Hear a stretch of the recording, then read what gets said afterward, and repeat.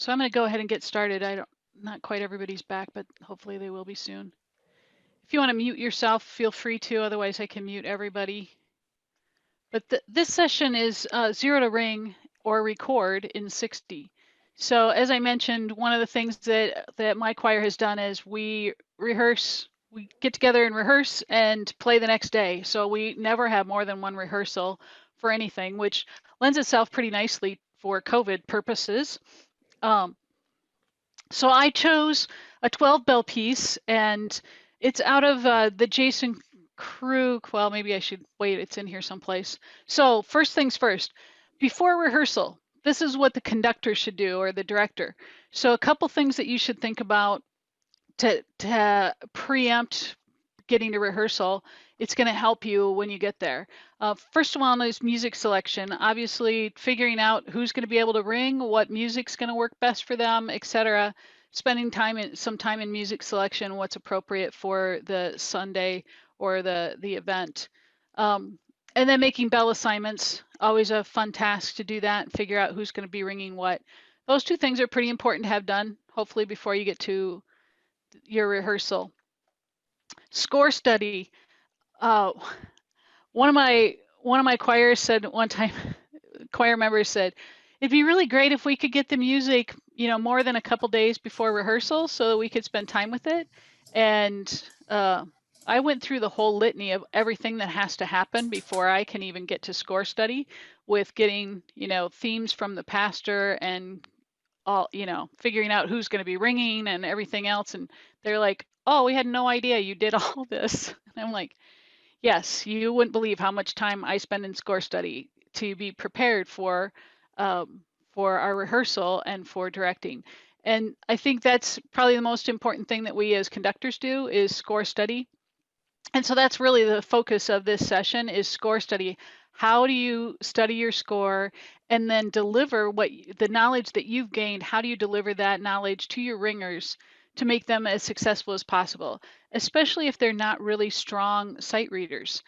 Really what score study does in educating them in how you've done your score study and conducting your rehearsal is teaching them score study skills and sight reading skills.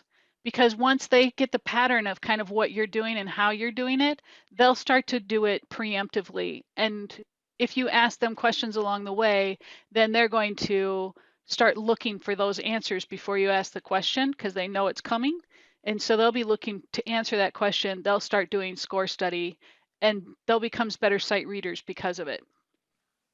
So score study is really important. I probably spend too much time in score study, but I get kind of excited about it because it helps me. I get jazzed about figuring out how this composer approached the piece and kind of breaking it down and understanding what they're trying to do.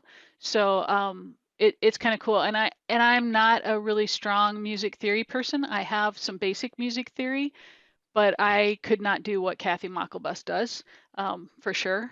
I don't have that level of music theory skill. So score study is a way for me to learn as well.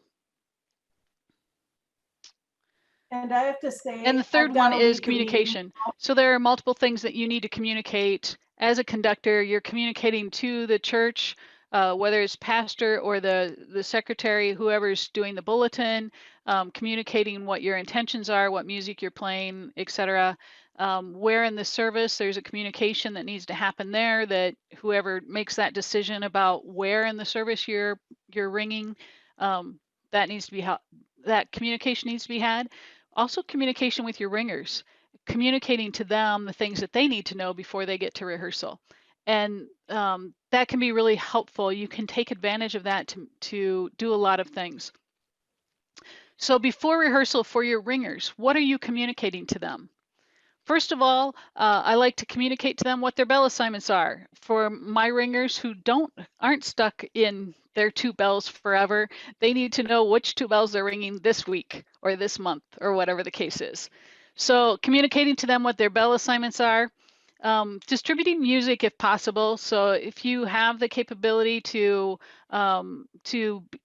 get their music to them, leave it at church for them to pick up or whatever. If there's some way for you to distribute the music ahead of time, so that they can look at it, great. That's not always possible, but if you can, it can help them to be able to see the music. If nothing else, send them to one of the vendors where they can preview the music and they can see it there. So give them a link to that music so they can preview the music, whether part of it or all of it. Any little bit's going to help for them to start looking at it so they can potentially do a little score study on their own, especially when you're asking them to come learn a piece and record it in an hour or whatever time you have together, on a weekly or monthly basis. Anything that you can get them ahead of time is going to help them out. If there's a recording, whether it's just an audio recording or a video recording, either one, if you can find a recording to that music, if you can give that to them, that can be helpful. I'm amazed how many times I pick a piece of music and get to rehearsal and share it with the choir and they don't recognize that melody. Something that I'm like, I thought everybody knew this melody and they don't. And so having them have no concept of what the melody is, and then you ask them to play the melody line, they have no idea. So giving them a link to some recording, whether it's a recording of that actual piece or even just a reference recording of, here's a melody line of this piece, whatever you can give them, if you can get them a video of it, someone ringing that actual piece, great. If you can get them an audio of ringing that actual piece, great. If you don't have either of those two things, at least get them something that has the melody line so that they're familiar with that tune. And if they know it, great. Hopefully they'll come into rehearsal humming it and life will be really good. And then set expectations. Let them know what's going to happen. I need you guys ready to ring at this time. We're going to learn this piece and we're going to record it at the end of our session. And so we want to be ready to go, or we're going to ring it tomorrow morning at services, whatever the expectations are, so that they know what to expect. And that includes even things like, how long are we going to rehearse? Hey, I'm expecting that we're probably going to be done with rehearsal early today. It's not going to be our normal 2 hours. Or this one might take a little bit longer, so hopefully you guys can hang out to finish the recording before we close out for the day. Whatever expectations you need to set with them, do it ahead of time so that they come to rehearsal knowing what's going on. Okay? So that's what we want to do before the rehearsal for the ringers. We're giving them everything they need to come prepared so that they're not walking in totally cold to that rehearsal. There's a cute little acronym. It started out from, I found it from somebody else for part of it, and then I added to it, but I have a copy of this that I put in, I have it with my score study, and I think about these things every time I look at a measure of music. I want to look at what measures and themes are repeated. That's probably the first thing that I go to when I'm looking at a piece of music is, are there any measures or themes or parts that are repeated in this music?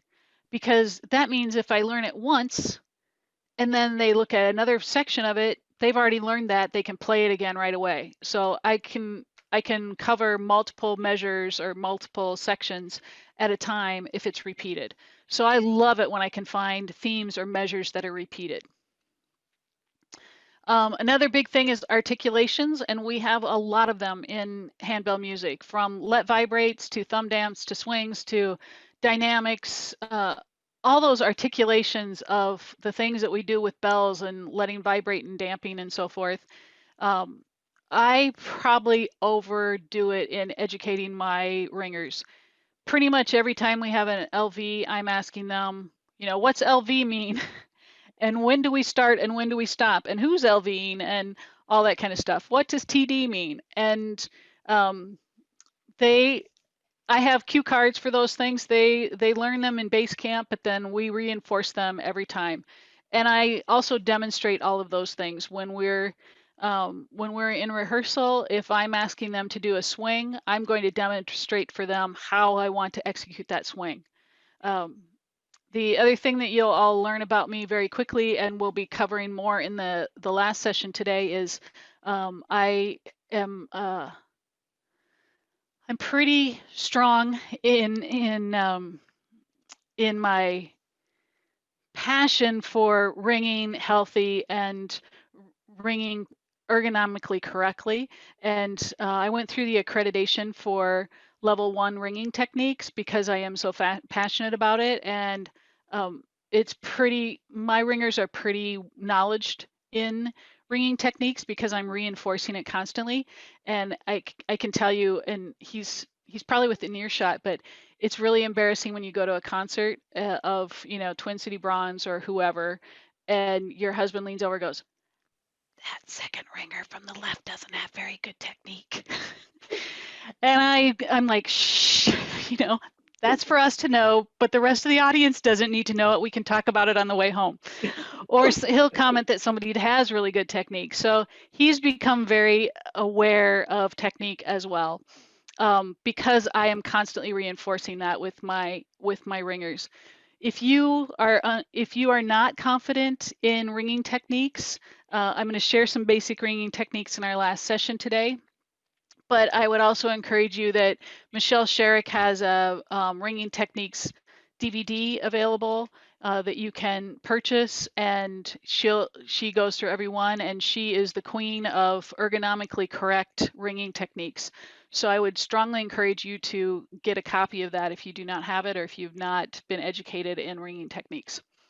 And then I'll try and put the soapbox back under the desk now. So articulations and dynamics, retards and crescendos, recognizing those. And another kind of, I don't know if I would say it's a pet peeve, but somewhat of a pet peeve. I really struggle when I'm ringing and a director is talking while we're ringing and saying crescendo, decrescendo, and it's like, what'd you say? And then I'm lost. I try really hard never to talk to the ringers while they're ringing. So I try really hard to set expectations before they get there. I had a professor in college that graded us on what we learned, not what we didn't know rather than what we learned. He would test us on things and then he'd educate us. Bass backwards to me. I want to be educated first, then tested. Did I learn what you're trying to teach me? I use that same approach in teaching ringing. I teach first. I tell them what I'm looking for. In this section, I want to make sure that we see the dynamics here. May not always cover it the first time through, but you can bet the second time they ring it, I'm probably going to point out, hey, that was really good. Now can you add a retard or a crescendo or whatever to it? So dynamics, I try and anticipate those right away. Page turns.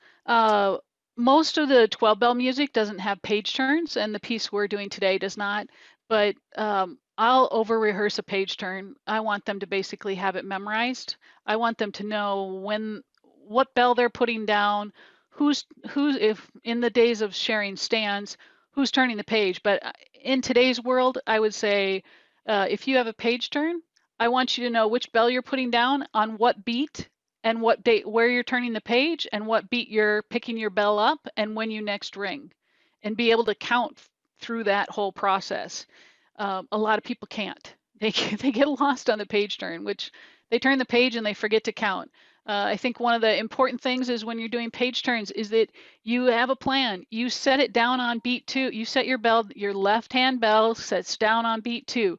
You turn the page on beat 3. You pick up your bell on beat 1, you ring, whatever it is, whatever they need to do, but they need to keep counting while they're doing that. They don't just randomly turn the page and lose the counting internally. Okay, so that's map.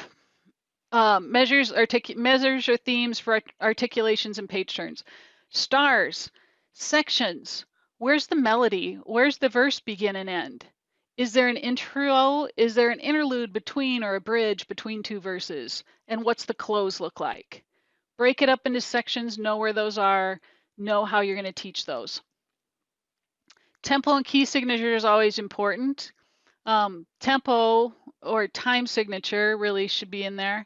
Knowing what time you're in, are you 3/4 or 4/4? And key signature, do you have any flats that you need to have in your hand? Make sure you got the right bells in your hand. That can be tough for people. They should write it at the first measure if they need to.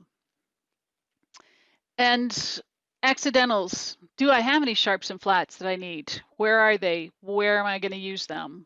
Identify. How often does that happen? Where are the key changes? Whatever it is. Rhythms. And then style or story. So that's the stars. So we're going to apply this Map the Stars to a 12-bell piece by Jason Krug called Come Ye Thankful People Come. It's in this All Praises, can you see?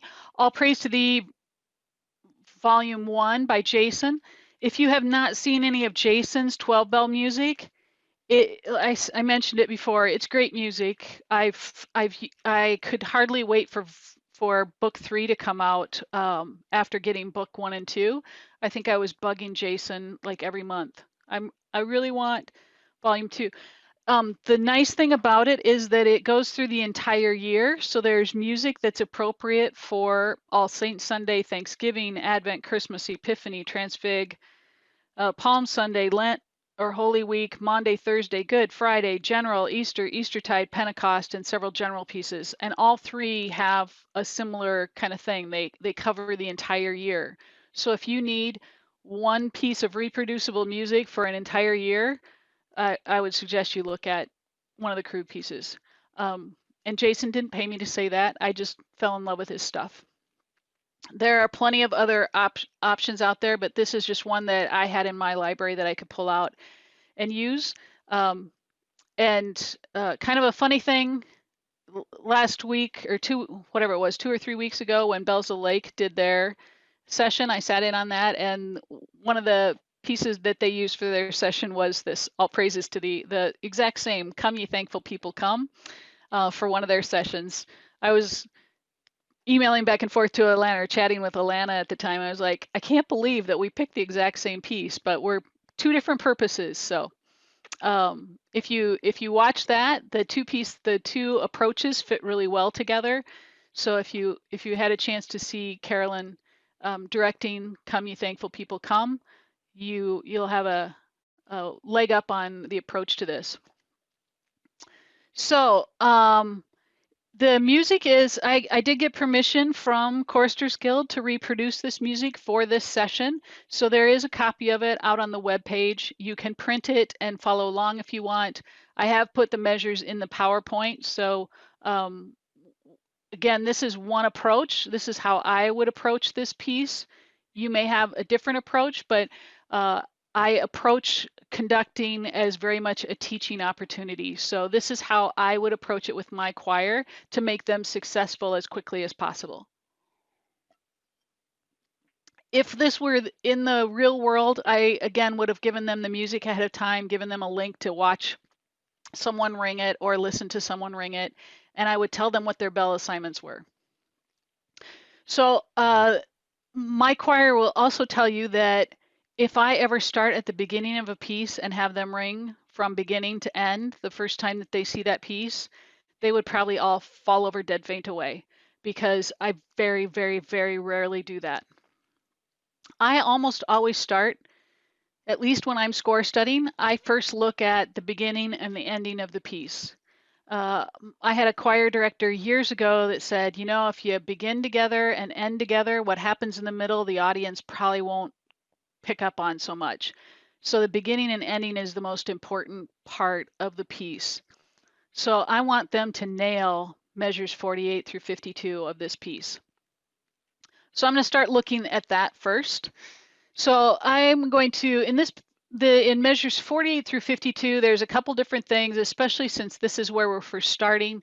I'm going to look at tempo and key signature to make sure that they've got the right bells and that they know we're in 4/4, and that, you know, wherever we're at this point, they're in a mezzo forte. So I'm going to look at those kinds of things here. I'm also going to be looking, for those of you who have printed it or what have you, you can start looking through the piece. I'm also looking for things that are going to repeated pattern. And this measures 48 through 51. The top 4 bells are a repeated ostinato pattern. So this is super easy. It's going to make the ending really easy because they have 4 measures. They're doing the exact same thing. So they should be able to pretty much memorize it, and they should be able to figure out when we get to measure 52, it changes a little bit, not totally, but just enough to make it sound a bit different for the ending. So on this piece, I would introduce to them I would ask them, hey, do you see anything here that looks like it's repeating? And I would ask them to look for that. And they'd be like, oh, measures 48 through 51. It's the same pattern. That's right. Ring that pattern. And I would have them do that. I would also, before I have them ring it, I would also have them tell me or ask them about let vibrates. You see LV at the beginning of each of those measures. What does that mean? Oh, it means to let vibrate. What does let vibrate mean? It means I don't damp. Okay, so if you don't damp on measure 48, when do you damp? When I see another LV. So everybody from measure 48 is going to damp on measure 49. Right, except for the G because they're ringing on the first beat. Gotcha. Okay, good. So we will actually have that conversation because I want them to ring it correctly the first time, not just that they're sight reading it, but they're actually ringing it correctly the first time at a mezzo forte. And so we would talk through that let vibrate. I would also point out to them that there's a retard at measure 50. We may or may not take that retard the first couple times that they play through it. We'll work on that later, but I want them to be aware it's there and that it will be coming later. And I would remind them that measure 52 is different. Pay attention there. So with having said all of that, before they even pick up a bell, I would expect them to be fairly successful for those 8th note runs from measure 48 to 52. And we'll ring through it. And pretty much 9 times out of 10, they're probably going to hit it first on. After we've rung through that maybe once, maybe twice, add the whole notes, those chords. And I have a high expectation that chords are going to ring together. And I will talk about that in the last session today because that's what that session's all about, is ringing together and ringing chords. My choir is not all that skilled as far as musicians. They've been ringing together from between 2 and 7 years, depending on who those ringers are. And as I said, the choir is different every month. But the one thing they do really well is ring chords together really well. Because I make them ring, I really work them hard at ringing chords together. And I want them to be successful because that can make or break a piece. And 9 times out of 10, especially on this 12 bell music, 9 times out of 10, the last measure is going to be a chord, or the last set of notes is going to be a chord that they're going to hold with that little fermata. Oh, and in our world, I didn't do it on this music, I should have. In our world, a fermata gets little eyelashes, so it looks like an eye. And even at Christmas time, one of my ringers, we were singing a couple years ago. We were singing at Christmas time, hymn sing, and there was a fermata. And one of my ringers turned and said, "It means look at KVW." They all know me as KVW. They don't know that that's a fermata sign. It means look at KVW. So they even say that when they're not ringing bells, they know that a fermata is look at KVW. I want them eyes up and looking at me on those fermatas so that they nail them together and that they execute them, end them together, whatever is happening. So all that just to get through measures 48 and 52. I'm going to keep moving through this fairly quickly. I don't expect you to take notes on everything that I'm saying, but you take notes with what you want. I want you to mainly just get the idea of how I approach doing this. The end result is I want those ringers to be able to ring and record at the end of that session. So I'm going to go backwards a little bit and look at measures 45 and 47. What's coming into 48? Well, it looks pretty easy. There's a couple swings in there, so that's something new to introduce. And 45 is a really easy measure, so I'm going to throw that one in as well. So I'm going to add 45 through 47. The cool thing is that's just only 3 measures, and they've already nailed 48 through 52. They've got that down. So the only thing I really need to introduce here is basically the swing. And so once again, I would demonstrate a swing and remind them that the 3 and 4 means down on 3, up on 4, and what that looks like. I'm not going to worry too much about the diminuendo, partially because the whole notes are going to decay. So they just need to be a little bit softer on the next set of chords, but the diminuendo is going to happen somewhat naturally with the swing in there and the decay. So I don't have to worry about that too much. And there's a let vibrate. You can imagine that those 3 measures are going to go pretty quickly and pretty easily for them to grasp. And then they can ring from 45 to 52, reinforcing what they learned previously and nailing that ending once again. Then I'm going to look through the piece and see what else happens. So doesn't always happen this way, but a lot of times the beginning and the ending look a lot alike. And so I'm going to look there to see if that's true. Remember, one of my favorite things is measures and themes that repeat. So we look at measure 1 through 4, and they have that exact same repeated 8th note pattern that we saw in 48 to 51. And the chord structures are pretty much the same, and they're not tough anyway.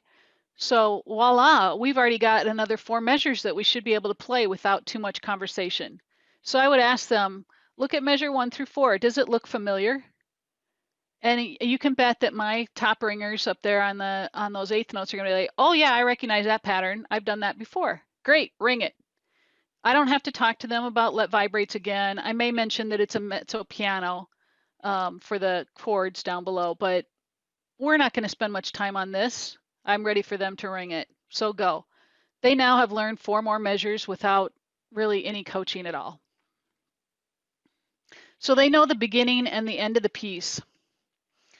At this point, you can decide, again, I do a lot of score study, but I'm going to be looking for, I've got the intro and the ending. Where's the melody start? So I'm going to look for that. I want to make sure it's familiar. I may have sent them a recording of it. I may play it on an instrument, whether it's piano or something else at the beginning of rehearsal. I may be humming it when they come into rehearsal. So I'm just subconsciously reinforcing that melody line.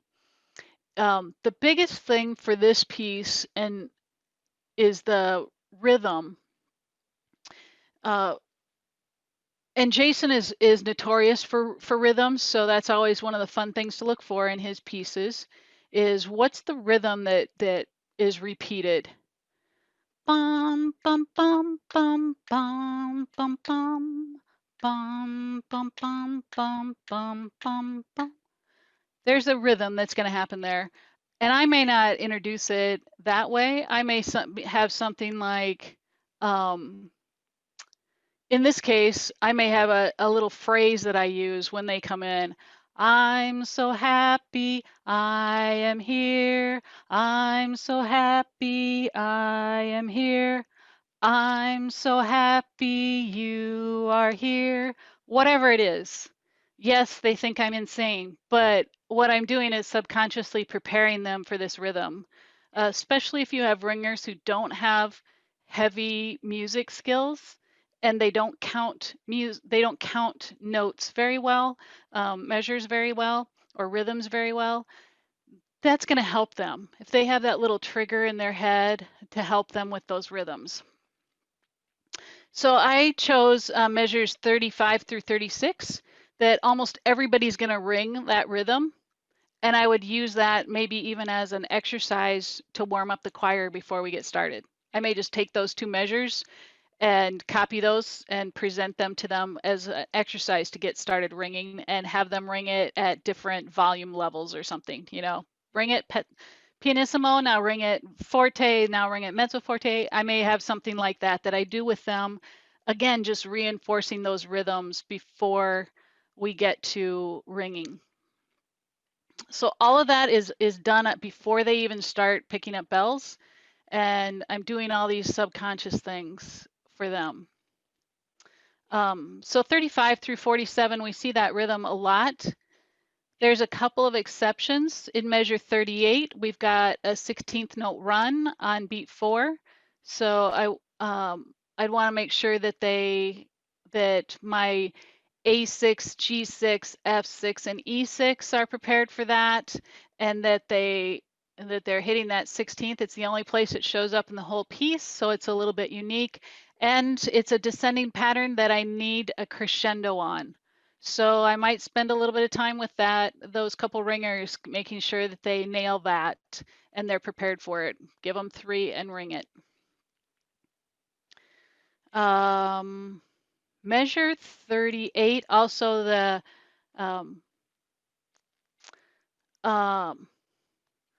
you guys have visual on me, right? The measure 38, because there's a crescendo, there's a half note on beat 3, and yet we're in a crescendo. I would do what I call a push with them. And by that, I mean, I don't know if you guys can see me. Where's my video? Yep. So when I'm ringing high just because I want it on screen, but if I ring that, I would push forward. I would push it forward a little bit as I'm going up, not to hyperextend the arm, but the Doppler effect of the sound, especially on some of those lower notes in the battery bells, the decay isn't going to help me crescendo. But if I push the sound using the Doppler effect to push the sound forward a little bit, that's going to help it sound like a crescendo, even though nothing has changed on the note. It's naturally decaying.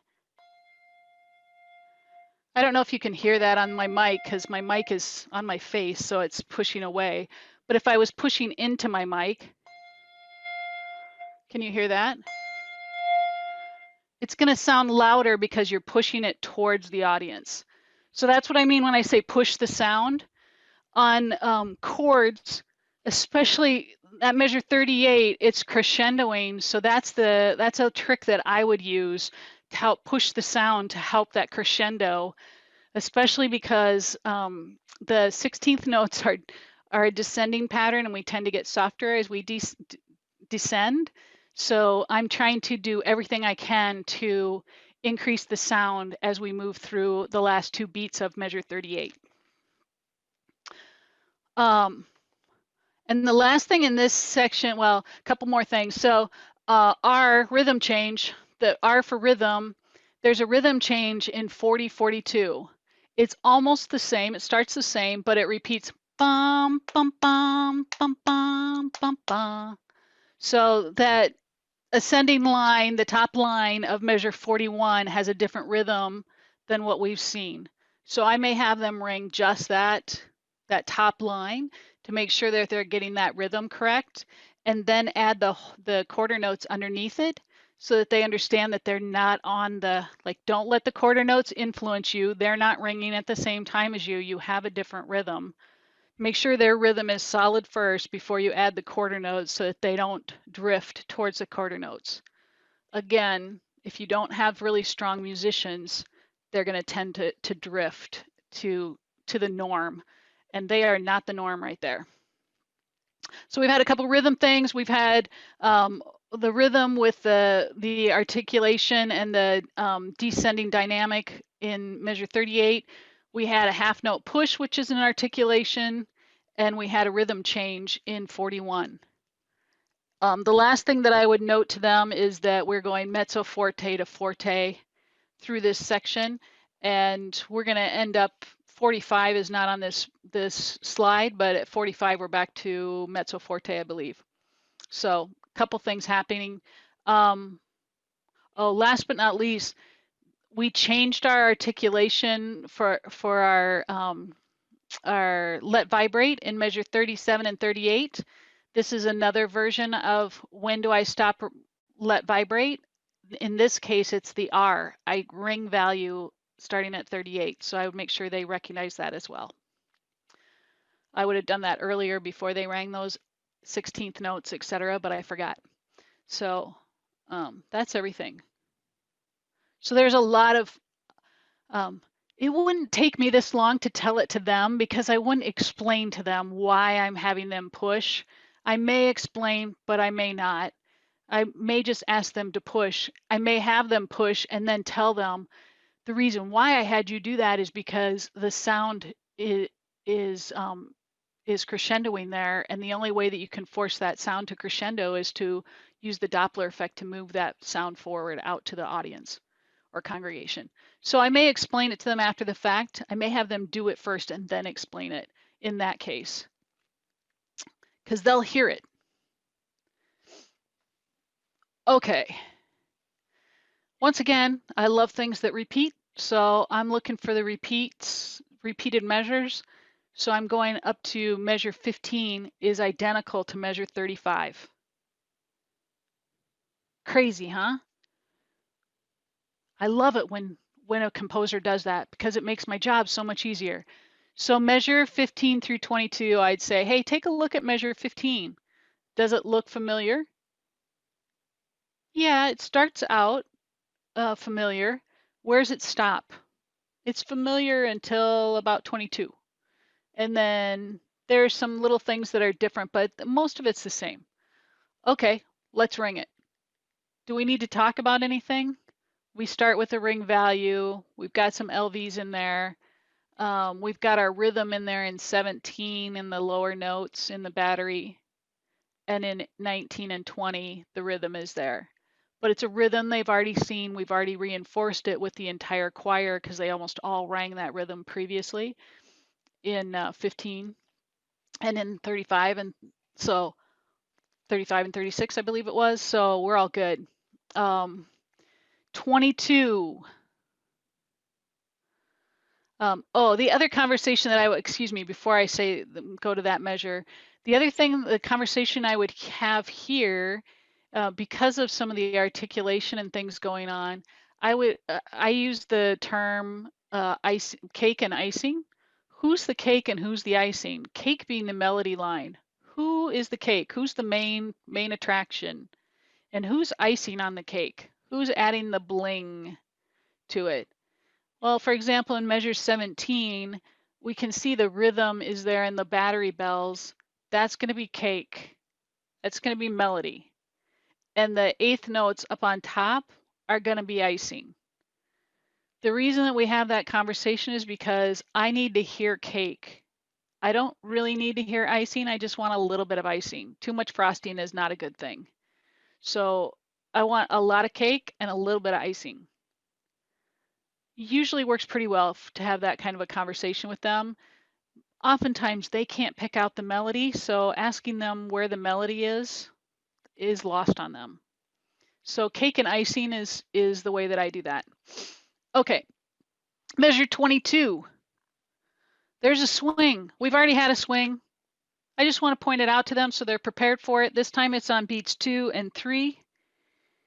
So they're gonna ring, swing, ring, down, up, and then ring the chord, chord on 4. It's pretty straightforward, but I'll just remind them of it. Don't want any surprises. And remind them to track the LVs and Rs throughout and coordinate appropriately. There may be a question from them at this point in time of who, in measure 17, for example, who actually is let vibrate and who rings. Only the eighth notes in 17 are let vibrate. The cake is not letting vibrate. Cake is ringing. Icing is let vibrate.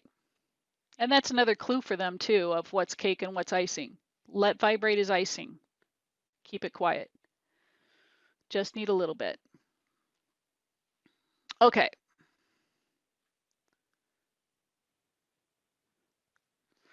So we're over halfway through in this process. I give them a few minutes to look at 23 through 32, noting where the patterns are, what's repeating, what's not. There's a new notation that's in measure 28, I call it the bullseye.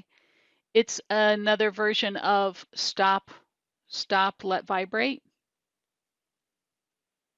And the reason it's that way is because there's the rest there. So you can't ring value on a rest. So this is telling you that I'm stopping the let vibrate on a rest. And it's again in 29, same thing. So I just want to point those out to them. That's the same as an R, but you're not ringing value. You're just stopping your let vibrate. And I would ask them to look at the whole thing, 23 through 32, pay attention to the eighth notes and looks where there are change points and where there are differences in the pattern, so that they just kind of figure out where they're playing and what the pattern is.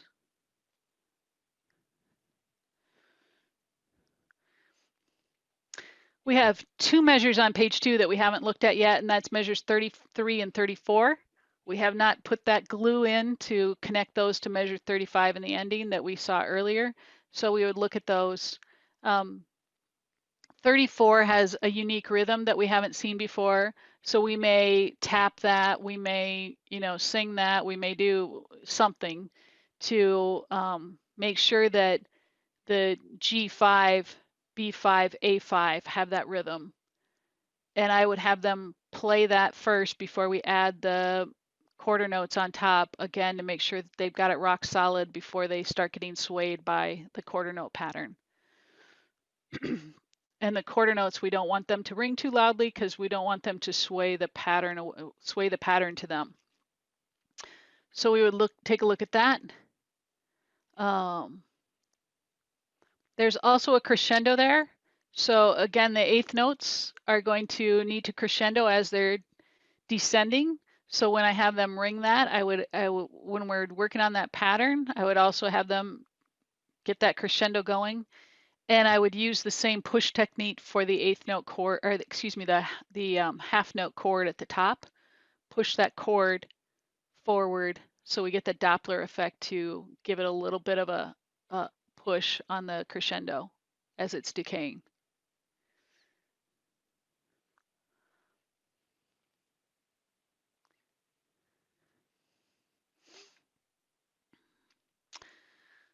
So let's see, that takes us to, so we should have page 2 completely done now.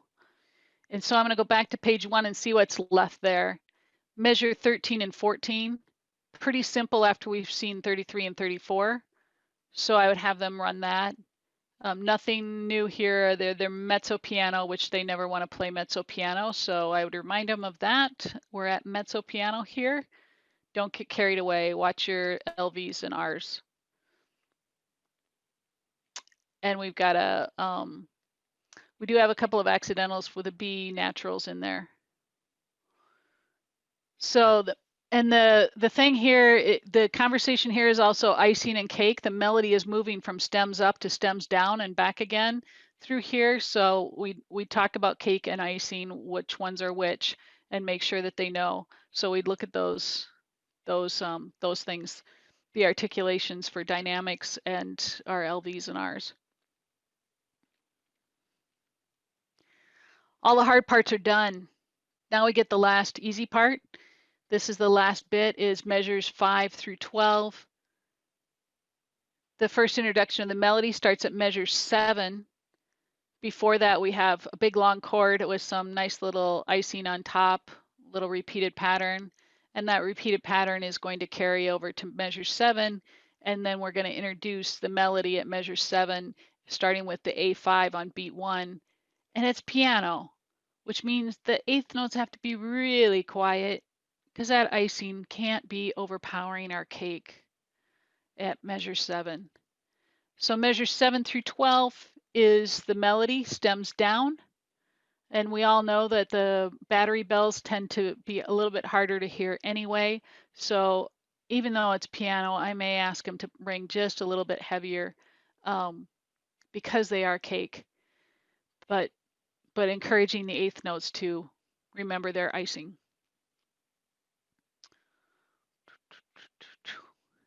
And there is a crescendo at measure 11.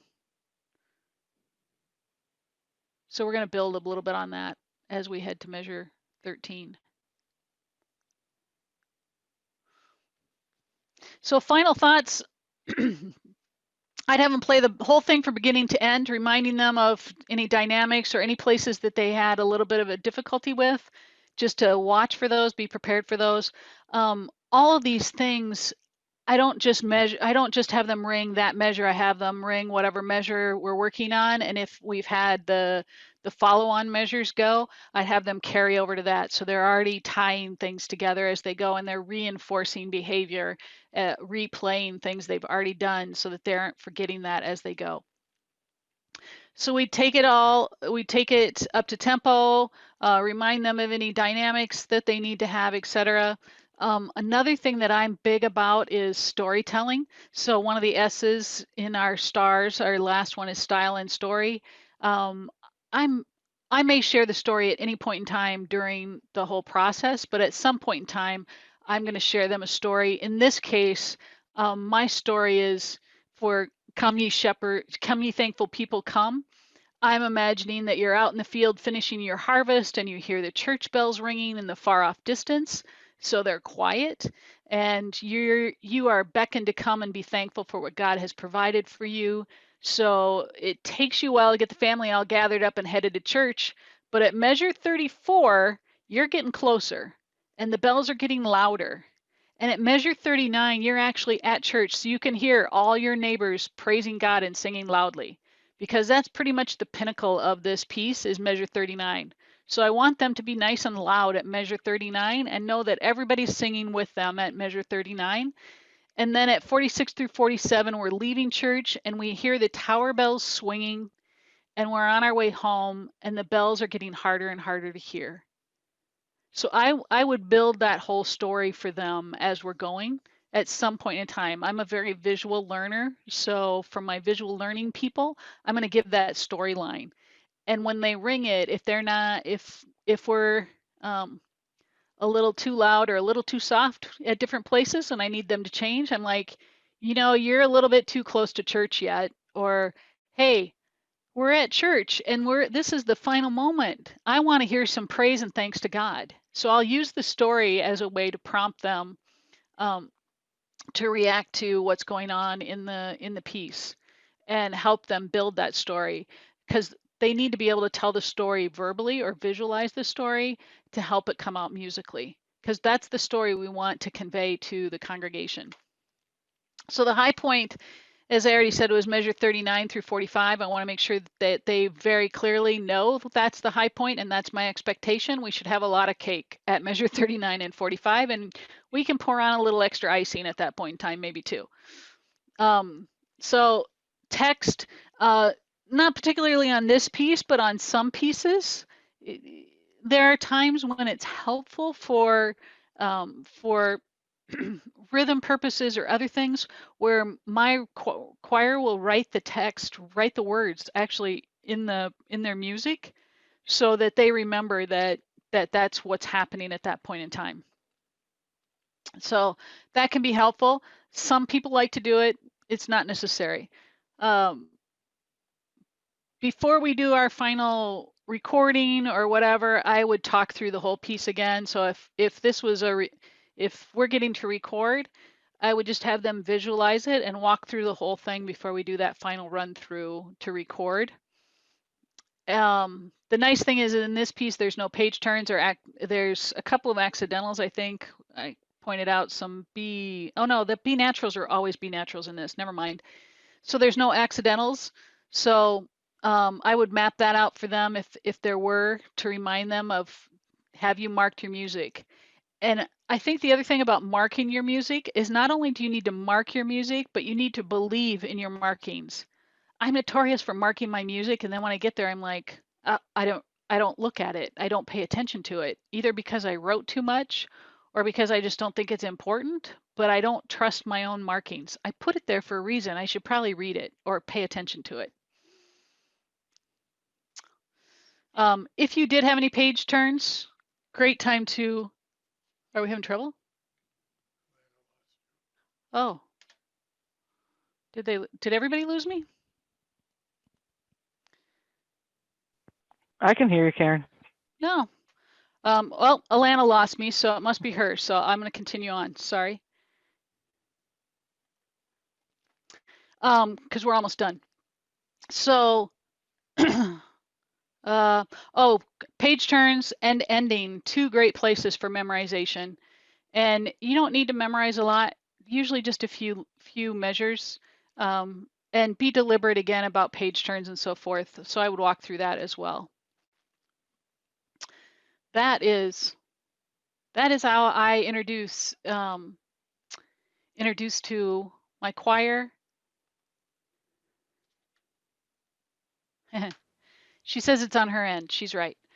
That's how I introduce music to my choir and how I make them effective from 0 to ring in 1 rehearsal. And if we are getting together to record at the end of this, I would expect that they would have this down. Usually when I introduce a piece for my choir, we have 2-hour rehearsals. I try and have them through this whole process, no more than half an hour to 45 minutes at the most.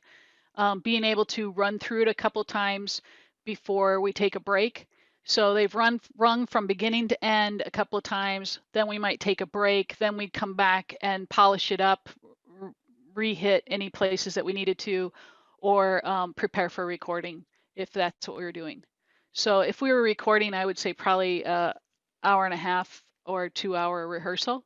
But if we were preparing to ring for Sunday morning, an hour and a half or so would probably be sufficient. Questions or comments? Welcome back, Alana.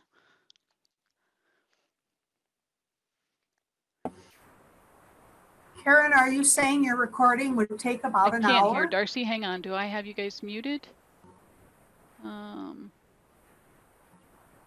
Okay, I unmuted everybody. So now try, Darcy. Were you saying then that the recording No, I still don't have you. would take about an hour? I don't have Darcy's audio, even though it doesn't show she's muted. I can hear I can hear her. Can Karen hear us? She looks frozen now. Oh, there she is. Okay, Darcy, can't get you unmuted. There, try again. Hear me now? No. Oh. I don't know what's going on with Darcy. Okay, anybody else can talk? See if anybody else. Jennifer? I'm talking and you're not hearing me. Oh, I can't hear you either. What's going on? That's weird. Can you guys hear each other? Yes. Yep. You can hear Yes. Darcy, but I can't hear you. Okay, that's weird. I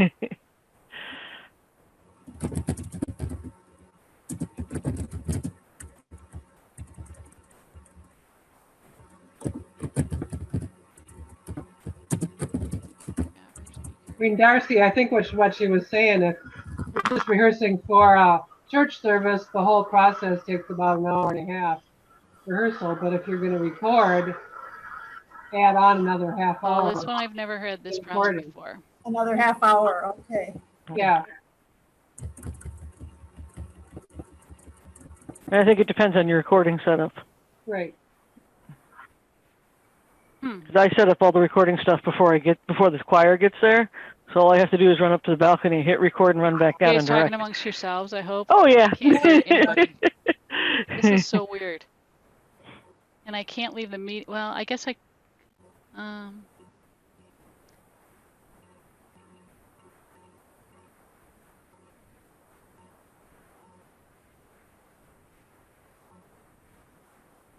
So do you guys use an actual camera to do your recording, or do you record on a smartphone or some of everything? I have a complete. We've always recorded our services with cameras for our shut-ins and for the cable channel. Mm-hmm. So I have and just this summer we did replace, so we could do streaming. We replaced all our equipment. So we have 3 cameras and a camera controller. I actually I'm one of the people who does the streaming services on Saturday night. So I know how to run it all, which helps. So yeah, I run upstairs and yeah, we have an elaborate setup. Okay, I'm back. Sorry, I don't know what that was weirdness, but sorry I missed that. It sounds like you're talking about recording. Yeah, I was wondering if it was like a full hour of to record the one piece, but less than It'll- that, maybe half an hour? It all depends on if you feel like they nailed it enough to, if you have to do too Mhm. many takes or not. I mean, you know, I think like I always figure like at the end of a rehearsal, we usually play it the best we're going to play it. And then the next day at church, we may have a really good warm up, but we may or may not play it the best we do during service. So I may record 2 or 3 different ones at the end of rehearsal and pick which one I think went the best of Oh, those. okay. Yeah. So it partially just depends on how it goes. If it goes well, you can say we're done. Great. Right. Because the fact is, if you're actually at church, you don't get to redo it unless you really crash and burn. So you kind of have to live with it. Unless it's really bad, I typically do it in 1 or 2 takes. Exactly. Well, and it's fresh enough that especially when they've just learned it and you've been through the whole Hmm. conversation with them and everything, they're usually pretty solid to be able to ring it right then. Mhm. So, yeah, I just think that it tends to be the last time you ring it in rehearsal is probably the best you're going to play it. Whether you're recording it or whether you're playing it the following morning. Seems.